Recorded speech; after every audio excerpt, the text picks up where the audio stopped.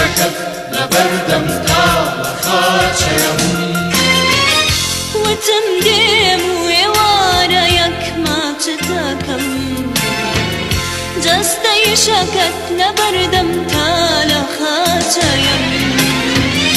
وتم ديم ويوارا يكما تتاكم دستي شكت لبردم تال خاچم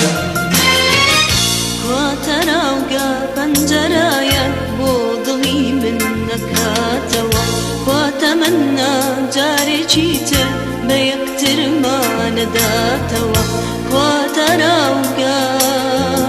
خواتمنى خو حافظي بأخ خالد جان.